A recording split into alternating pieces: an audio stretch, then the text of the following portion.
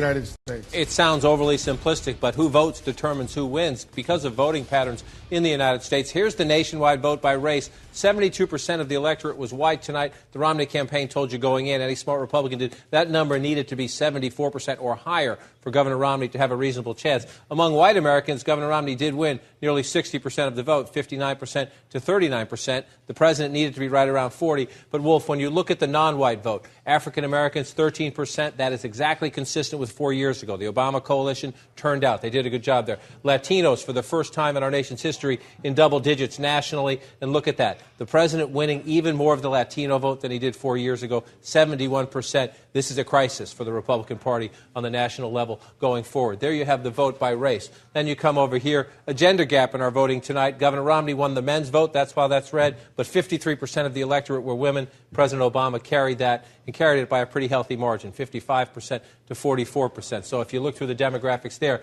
again, a win for the president. Let me slide this one over here. Again, proof the Obama coalition, they kept it together.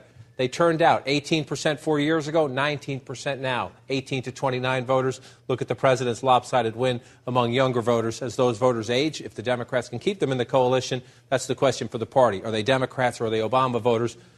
This number here went up a little bit from 4 years ago. It's a reliably Republican constituency. Governor Romney getting his win among seniors, those 65 and older, 56 to 44, but not enough. Not enough nationally because of the president's strength among other voting groups. Now we ask these questions. Does the election give the president a mandate? Big electoral college victory, narrow popular vote victory, it seems. 47% of the people who voted today did say taxes should be increased on those above $250,000. That has been a big Obama pledge in the campaign that he would push that. He won 70% of those votes. No surprise there. Here's an interesting one. We'll watch how this one plays out. He promised in a Des Moines Register interview, if he won, to push quickly for immigration reform. The president wants to offer legal status to those who are here illegally.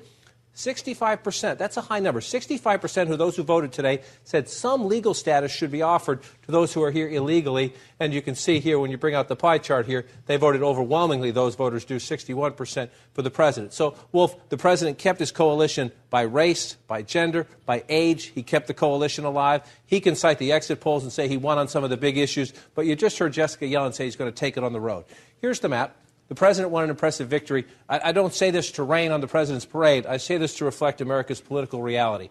If you look at the vote by county across the United States of America, there's a whole lot more red. So when the president takes it on the road and says, let's give legal status to illegal immigrants, when the president takes it on the road and says, let's raise taxes on the wealthy, a lot of these red counties are Republican conservative counties that will say, no, that's not what we voted for. The president won re-election because he ran up the numbers in urban America, ran up good numbers in suburban America. But to a lot of the country, even though he has this victory, it'll be a tough sell. Did you just say he got 39% of the white vote?